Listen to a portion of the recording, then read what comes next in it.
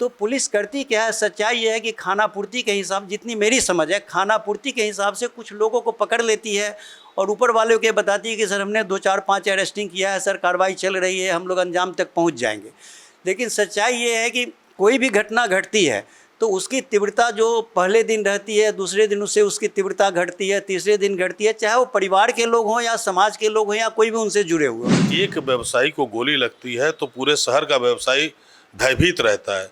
हम यहाँ पूंजी लगाकर अपना व्यापार करते हैं और जब हम अपनी ही जान माल की रक्षा नहीं कर सकते हैं तो हमारा यहाँ व्यवसाय करने का क्या औचित्य रहता है।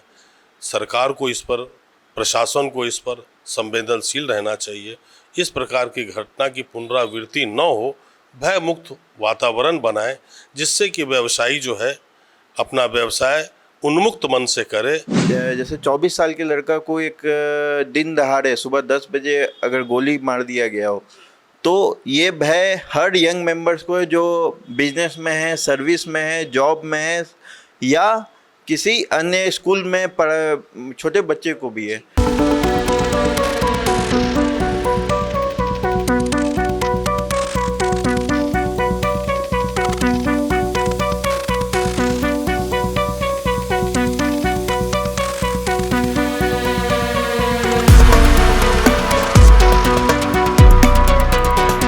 नमस्कार, मैं निशा श्री आप तमाम दर्शकों का स्वागत करती हूं फर्स्ट लुक बिहार में, जहां हम देखते हैं खबरें जो जानना ज़रूरी है।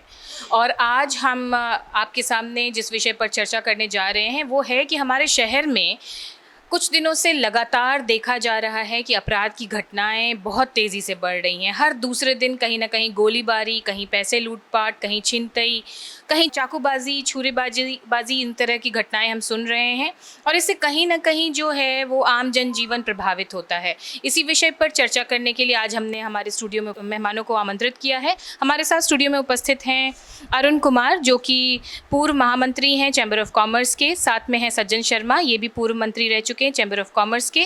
और साथ हैं सीए अंकित हिसारिया, और ये अभी ट्रेजरर भी हैं चैम्बर ऑफ कॉमर्स के। आप तीनों का बहुत बहुत स्वागत है। अरुण कुमार जी, हम आपसे ही शुरुआत करेंगे चर्चा की कि ये जो अभी गत दिनों से हम देख रहे हैं कि हर दूसरे दिन ये कहानी सुनने को मिलती है, कोई कहीं से पैसा लूट हो रहा है, कहीं किसी को कोई गोली मार दे रहा है, क्या प्रतिक्रिया है? देखिए, अपराध तो दिन ब दिन बढ़ता जा रहा है। बढ़ने का मुख्य कारण है कि अपराधी सामान्यतः पकड़े नहीं जाते हैं। तो अपराधी पकड़े नहीं जाते हैं तो अपराधी में जो है सो भय खत्म होता जा रहा है। हम लोग ये मान सकते हैं कि जनता भी संवेदनहीन हो गई है, प्रशासन भी संवेदनहीन हो गई है और सरकार भी संवेदनहीन हो, किसी में संवेदना नहीं रह गई है।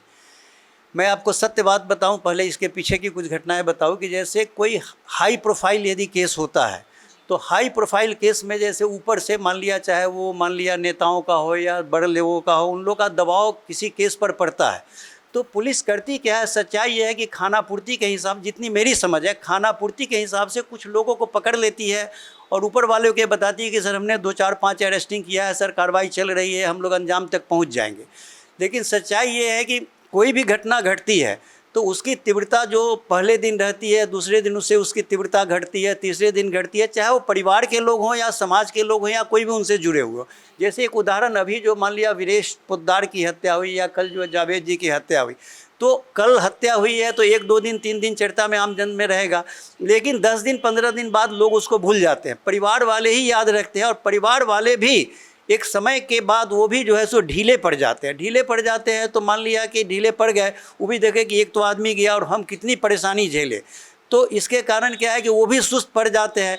तो पुलिस भी देखती है, सरकार भी देखती है कि 1 आध 2 महीना हम लोग एक्टिव रहें और फिर खाना पूर्ति करके छोड़ दें।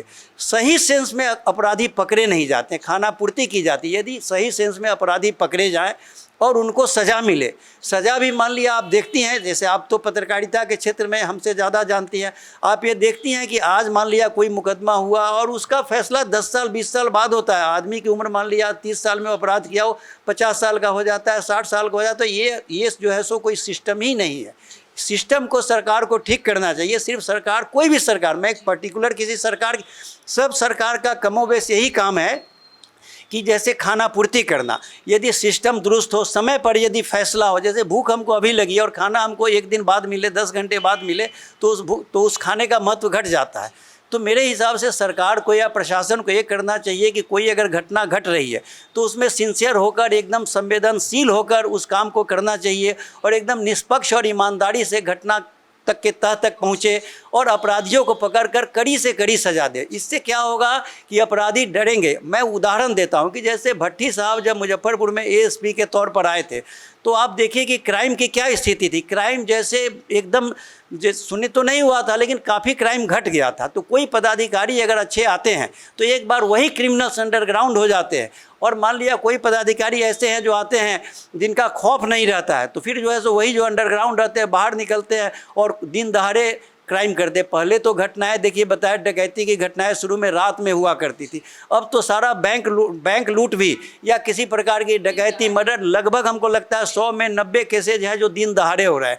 तो ये सरकार के लिए एकदम एक चैलेंज है, प्रशासन के लिए एक चैलेंज है। अगर ये लोग सचेत होकर काम नहीं करेंगे तो जनता इसी तरह जो है सो सड़ती मरती रहेगी और अपराध होते रहेंगे, घटेगा नहीं, बढ़ता ही चला जाएगा। तो त्वरित कार्रवाई की एक मांग कह रहे हैं। सज्जन शर्मा जी, आपकी तरफ बढ़ते हैं कि ये जो बात हो रही है कि त्वरित कार्रवाई होनी चाहिए, लेकिन फिर भी जो ये सबसे चिंताजनक बात यही है कि चलते फिरते शाम में, दिन में अचानक से कोई गोली मार के चला जाता है और वो पकड़ा भी नहीं जाता। इस पे क्या? अपराध छोटा हो या बड़ा हो, यह प्रशासन के लिए एक चुनौती रहती है। कहीं ना कहीं प्रशासन की चूक रहती है, तभी इस प्रकार की आपराधिक घटनाएं घटती हैं। हम तो बार बार जो भी अभी इन दिनों भी जो दो कांड हुए हैं, हम व्यक्तिगत रूप से परिषद की तरफ से एसएसपी साहब से, डीएम साहब से, दोनों तीनों से मिले हैं। उन्होंने उनसे अनुरोध भी किया है कि आप, चूँकि प्रशासन का काम आपका है, एक व्यवसायी को गोली लगती है तो पूरे शहर का व्यवसायी भयभीत रहता है। हम यहाँ पूंजी लगाकर अपना व्यापार करते हैं और जब हम अपनी ही जान माल की रक्षा नहीं कर सकते हैं तो हमारा यहाँ व्यवसाय करने का क्या औचित्य रहता है। सरकार को इस पर, प्रशासन को इस पर संवेदनशील रहना चाहिए। इस प्रकार की घटना की पुनरावृत्ति न हो, भय मुक्त वातावरण बनाए, जिससे कि व्यवसायी जो है अपना व्यवसाय उन्मुक्त मन से करे, जिससे राज्य, प्रदेश और पूरे देश का कल्याण हो। मतलब एक व्यवसायी को जब तक एक सुरक्षित माहौल नहीं मिलेगा वो काम कैसे करेंगे। हम कहने के लिए तो कहते हैं कि मुजफ्फरपुर जो है वो मिनी मुंबई है, लेकिन फिर क्या हम उस लेवल की सुरक्षा दे पा रहे हैं अपने व्यापारियों को? आगे इसी विषय पर चर्चा करते हैं, प्रतिक्रिया जानते हैं सीए अंकित हिसारिया जी आपसे कि मिनी मुंबई कहते हैं हम अपने मुजफ्फरपुर को, लेकिन फिर व्यवसायियों को अगर वैसा माहौल नहीं मिलेगा तो कैसे काम करेंगे?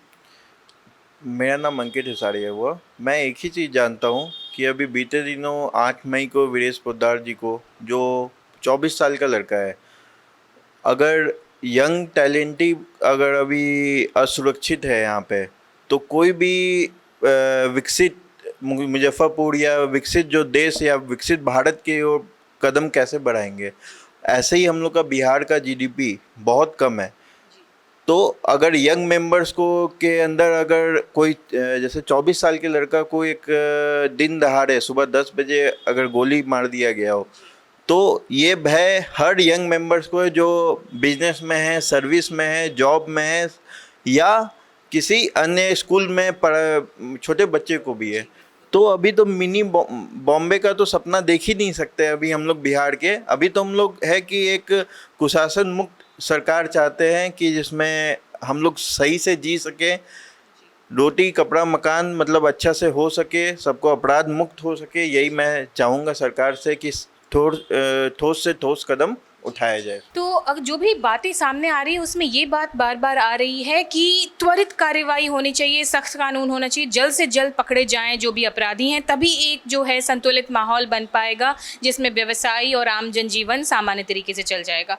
वापस आते हैं अरुण कुमार जी आपके पास कि ये तो बात हो गई कि जो समस्याएं हैं और क्या होनी चाहिए। आप क्या देख रहे हैं, जो पुलिस है, जो कानूनी व्यवस्था है, उसमें क्या सुधार की ज़रूरत है? क्योंकि कल भी हमने देखा कि कुछ इलीगल ड्रग्स और कुछ कैश पकड़े गए हैं हमारे शहर। देखिए, मैंने पहले ही कहा आपको कि भाई सबको संवेदनशील होना पड़ेगा। सबको अपनी अपनी अगर ड्यूटी अगर ईमानदारी से करे, जैसे एक मान लिया थाना है, उसमें थानेदार जो है अगर ईमानदार हो तो उसके अधीनस्थ सभी ईमानदार होंगे, अच्छे होंगे, कर्तव्यनिष्ठ होंगे। लेकिन यदि वो गड़बड़ हो किसी ढंग से, मैं किसी पर कोई चार्ज फ्रेम नहीं करता हूँ, लेकिन हम जिस पोस्ट पर हैं उस पोस्ट पर अगर उसकी पोस्ट के साथ अगर न्याय कर रहे हैं तो सारा काम हो जाएगा। इसी माध्यम से सरकार अगर थानेदार को बहाल कर रही है, एसपी को बहाल कर रही है, या किसी भी पदाधिकारी को बहाल कर रही है, तो उनका एक कर्तव्य होता है। उस कर्तव्य का पालन वो लोग शपथ लेते हैं कि मैं जो है सो संविधान के अनुरूप काम करूंगा, निष्ठा से काम करूंगा, मैं पूरा तत्परता से काम करूंगा। लेकिन वो शपथ तो लेते हैं, लेकिन उस शपथ के अनुकूल काम नहीं कर पाते। दुख का विषय ही है। और सरकार भी हमको लगता है कि इसकी पूरी मॉनिटरिंग नहीं करती है। जैसे आज ही अखबार में आया, मैंने देखा कि नीतीश कुमार किसी सभा में उन्होंने कहा है पटना में कि पुलिस पर जनता को पूरा भरोसा है, लेकिन मैं इस बात से टोटली डिफर करता हूँ। बिल्कुल भी पुलिस पर भरोसा जनता को नहीं है। पुलिस जनता पिस रही है, लेकिन जनता के पास कोई मतलब मजबूरी है, उनके पास तो कोई अधिकार है नहीं कि मान लिया वो लड़े। मान लिया हमने क्या कहा कि पब्लिक है, 2-4 दिन का मूवमेंट रहता है, मूव रहता है, उसके बाद लोग भूल जाते हैं। आम पब्लिक तो भूल ही जाती है। मैंने क्या कहा कि परिवार वाले भी, चूँकि न्याय समय पे नहीं मिलता है। आज देखिए मैं बताऊं, समीर कुमार की हत्या हुई, ठीक है, दिन दहाड़े उनकी भी हत्या हुई, ठीक है ना। आज इतने दिनों से वो केस चल रहा है, लेकिन आज तक उसका कोई जो है सो निष्पादन हुआ। एक इससे भी बड़ा उदाहरण मैं आपको देता हूँ। अपने मुजफ्फरपुर में नवरूना कांड हुआ, सीबीआई तक जो है सो डेट पर नहीं पहुंची। जितनी हमको जानकारी है कि सीबीआई भी जो है सो डेट पर नहीं। आज नवरूना कांड हुए हमको लगता है लगभग 15 साल हो गए, लेकिन आज तक उस केस का फैसला आज तक नहीं हुआ। पुलिस प्रशासन या सीबीआई आज तक जो है सो अंजाम तक नहीं पहुंची। तो भला सोचिए कि जब 15 साल में केस का इतना मतलब ज्वलंत केस है कि एक बच्ची को जो है सो मारकर नाली में फेंक दिया गया, और उस केस का आज तक जो है सो कुछ नहीं हो पाया, उसका पर्दाफाश आज तक नहीं हुआ, तो कैसे हम यकीन कर ले पुलिस पर या सरकार पर। ये तो रिनाउंड है कि भाई ये केस हुआ, इतने पदाधिकारी सब लोग इसमें एक्टिवली रोल किए, लेकिन नतीजा क्या रहा। हमको तो ये है कि अगर कोई मामला आया है तो नतीजा होना चाहिए, अपराधी को पकड़ना चाहिए, उसको सज़ा मिले। आप बताइए, आप तो हमसे ज़्यादा ये देखती हैं, बताइए कि नवरूना कांड में क्या अभी तक हुआ। 15 साल लगभग हो गया, कुछ नहीं हुआ। ढाक के पात वही स्थिति है। तो ये अपराधियों का मनोबल बढ़ाती है एक तरह से, आप कहना चाहें। तो यहाँ एक बिंदु आता है कि यहाँ गोली यानी बंदूक, हथियार शामिल हो रहे हैं। क्या आपको नहीं लगता कि उसका, तो आजकल हमारे पास इंटरनेट है, कंप्यूटर है, तो इनका डेटा अगर हम कलेक्ट करके रखें, थोड़ा लाइसेंसी कानून भी इस पे सवाल के घेरे में आता है? बिल्कुल आता है। जैसे अभी कल की जो जावेद की जो हत्या हुई और राजू जी की जो हत्या हुई है, तो उसमें आया है कि जो उसमें जो कारतूस यूज हैं वो जो है सो जो मिलिट्री को सप्लाई होता है और हायर पुलिस अथॉरिटी को सप्लाई होता है, वो मतलब चीज़ें उसमें इस्तेमाल की गई है। तो इसका मतलब है कि अपराधियों की पहुंच कहीं ना कहीं ऊंचे लेवल पर है। मान लिया अगर सैनिक को जो चीज़ मिलता है वो अगर किसी क्रिमिनल्स को मिला है, तो इसका मतलब है कि कहीं ना कहीं प्रशासन के अंदर कमी है।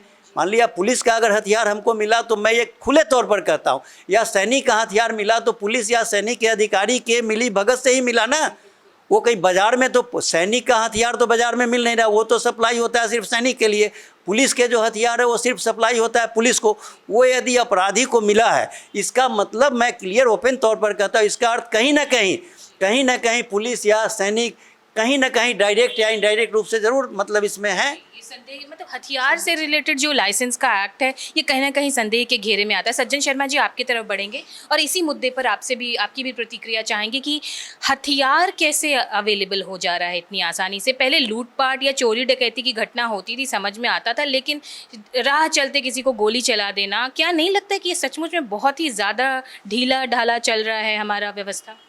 एक तो ये प्रशासन की चूक है, चूँकि ये इंटरनेशनल है, कोई एक अपने भारत की बात नहीं है। अपने पड़ोसी राज्य, पड़ोसी देश भी बहुत हैं जो इस प्रकार की अराजकता फैलाने में अपना योगदान देते रहते हैं, और इस प्रकार के क्रिमिनली एक्टिविटीज़ लोगों की वहाँ तक पहुँच रहती है, क्योंकि जो जैसा रहेगा वैसा ही रहेगा। हमारा तो इस विषय में एक ही मानना है, भय बिन होई न प्रीति। जब तक शासन का जनता के ऊपर या अपराधियों के ऊपर भय नहीं होगा, तब तक स्वस्थ समाज की हम परिकल्पना नहीं कर सकते हैं। कहीं ना कहीं इसमें प्रशासन की बहुत चूक रहती है कि कोई भी आदमी हथियार लेकर कैसे बॉर्डर से पार कर गया, कैसे उसके घर में हथियार है। यदि वो आपराधिक पृष्ठभूमि का है तो प्रशासन को उसके ऊपर निरंतर उसकी जांच करते रहना चाहिए, उसकी हर एक्टिविटीज़ को अपने संज्ञान में लेकर उस पर कार्रवाई करनी चाहिए। कहीं ना कहीं प्रशासन की चूक रहती है, और यदि इस प्रकार की चूक न हो तो कोई भी आपराधिक घटना कहीं भी नहीं घट सकती है, ये मेरा अपना विश्वास है। जी, जहाँ तक मद्य निषेध की बात है तो हम कितने सारे लीकर्स जो हैं उसको हम पकड़ लेते हैं, लेकिन ये भी आश्चर्य की बात है कि लीकर की बॉटल्स तो हम जब्त कर ले रहे हैं, लेकिन हथियार हमारे शहर में आराम से घूम रहे हैं और उससे अपराध भी किए जा रहे हैं। सीए अंकित हसारिया जी, आपसे भी यही सवाल कंटिन्यू करेंगे और एक कंक्लूडिंग स्टेटमेंट के रूप में आपसे जानना चाहेंगे कि क्या लगता है आपको कि हथियार जितने आसानी से शहर में घूम रहे हैं, एक तरफ तो हम लीकर बैन करते हैं कि हमारे शहर में अपराध कम हो, लेकिन जो समाचार आ रहे हैं उसमें कम होने वाली तो कोई बात दिखाई नहीं दे रही। देखिए, ये दोनों चीज़ में मैं एक ही चीज़ में कंक्लूजन देना चाहूँगा, इसमें सरकार की कहीं ना कहीं चूक है, जिसके कारण लीकर हो या हथियार हो या कोई भी अन्य पदार्थ जिससे नुकसान पहुंचाया जा सके आम आदमी को, इसमें पूरी सरकार विफल हो रहा है। बस यही मैं कहना चाहूँगा। तो आपको क्या लगता है, मतलब जो एक मैं ये भी चाहूँगी थोड़ा सा विस्तार से इसका कंक्लूजन हो कि ये जो हथियार बहुत इजीली हैं, तो कहीं कहीं ना कहीं लगता है ना कि लाइसेंस के मामले में भी थोड़ी ढीलम ढाल रवैया अपनाया जा रहा है। जो भी आर्म्स एक्ट का लाइसेंस है, मैं सरकार से अपील करना चाहूँगा कि उसका ऑडिट हो। अगर ऑडिट हो करके, जैसे मैं चार्टर्ड अकाउंटेंट हूँ तो मेरा काम है कि कोई भी फाइनेंशियल स्टेटमेंट्स को ऑडिट करना, तो इसी हिसाब से उसका भी एक ऑडिट हो कि किसको दिया जा सके, उसका पूरा KYM मतलब नो योर मेंबर या नो योर जो भी आर्म्स के लिए जो अप्लाई करते हैं उसके लिए एक ऑडिट की विस्तार है, एक अच्छी सी एक पॉलिसी है, तभी किसी को आर्म दिया जाए। मतलब ये तो बात हुई कि कुछ भी हो, शहर में अपराध की घटनाओं को कंट्रोल करने के लिए एक सख्त कानूनी व्यवस्था की ज़रूरत है और जो सज़ा का प्रावधान है वो त्वरित हो, क्योंकि कहीं ना कहीं जब सज़ा का जो सज़ा है वो डिले होती है तो वो धीरे धीरे जो आम जनता है उनका भरोसा जो है वो कानून पर से कमज़ोर होता जाता है, जिसका फ़ायदा अपराधी उठाते हैं और वो एक अपना अलग ही पैठ बनाए रखते हैं।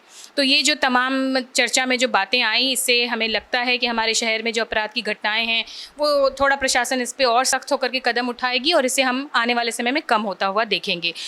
एक स्टेटमेंट और अरुण कुमार जी आपके पास हम चाहेंगे कि क्या होना चाहिए सबकी जवाबदेही के ऊपर, इसके ऊपर आप एक। इसमें सबसे बड़ी चीज़ है कि जवाबदेही सबकी तय होनी चाहिए। सरकार है तो एसपी की क्या जवाबदेही है, एक दरोगा की क्या जवाबदेही है, इंस्पेक्टर की क्या जवाबदेही है या डीएम की क्या जवाबदेही, तो सबकी जवाबदेही तय करनी चाहिए और एक मॉनिटरिंग होना चाहिए। जैसे मैंने आपको कोई काम कहा कि ये 5 रुपये का सब्जी खरीद के आप ले आए, तो इतने से हम निश्चिंत नहीं हो जाएंगे कि सब्जी आ गया। हमको ये फिर आपसे रिकॉल जवाबदेही आपको ये तय करनी पड़ेगी, फिर दोबारा कॉल करना पड़ेगा कि आपको जो मैंने 5 रुपया दिया उसकी सब्जी आ गई। मान लिया कि किसी कारण से आप व्यस्त है, कोई आपको मजबूरी आ गई, सब्जी नहीं आई, तो मेरा काम तो नहीं हुआ। तो उसी ढंग से है कि सरकार को जवाबदेही तय करनी पड़ेगी और उसकी टाइम टू टाइम मॉनिटरिंग करनी पड़ेगी कि जो टास्क मैंने आपको दिया, इस क्राइम का टास्क एसपी साहब आपके ज़िले में 10 बड़े क्राइम हुए, इसका टास्क दिया, इसमें क्या है, आप 1 महीने के अंदर इसको करके दीजिए। और आप सक्षम यदि नहीं है तो आप हमको बताएं, मैं दूसरे पदाधिकारी की बहाली करूँगा। बिल्कुल जवाबदेही अगर तय हो और इसकी मैं कहूँगा कि वीकली मॉनिटरिंग हो, तो जाके कहीं ना कहीं कुछ लाभ मिलने की संभावना हमको लगता है कि बिल्कुल। और हम लोग को आशान्वित होना चाहिए। अगर मान लिया क्राइम है तो सुधार भी होगा अगर हम चाहेंगे, सरकार चाहेगी, जनता चाहेगी, तो सहयोग जनता का भी चाहिए, इसमें कोई दो राय नहीं है। यहाँ शिक्षा की भी कमी है, जागरूकता की भी कमी है, जानकारी की। मैं अपने अधिकारों को नहीं जानता हूँ, मैं अपने कर्तव्यों को नहीं जानता हूँ, तो सरकार को कहीं ना कहीं जनता को भी जागरूक करना पड़ेगा, अधिकारों कर्तव्यों के विषय में बताना पड़ेगा कि आपके कर्तव्य हैं, आपके अधिकार हैं। तो ये जब हम जानेंगे तभी हम पुलिस से सवाल कर सकते हैं, सरकार से सवाल कर सकते हैं। हम जानेंगे ही नहीं तो क्या करेंगे, और तभी हम एक अपराध मुक्त राज्य या शहर की कल्पना कर सकते हैं। जी, तो ये जो सारी बातें सामने आई हैं कि हमें किस तरह से अपने आप को भी जागरूक रखना होगा और एक जवाबदेही सरकार को तय करनी होगी प्रशासन की ओर से कि वो मॉनिटरिंग करती रहे समय समय पर, जिससे कि अपराध को हम एक हद तक कंट्रोल कर सकें। तो इसी के साथ हम हमारे जो मेहमान हैं उनको देते हैं बहुत बहुत धन्यवाद कि उन्होंने अपना बहुमूल्य समय हमें दिया, और इस चर्चा को देते हैं यहीं पर विराम। अब तब तक के लिए दीजिए इजाज़त। आप देख रहे थे फर्स्ट लुक बिहार।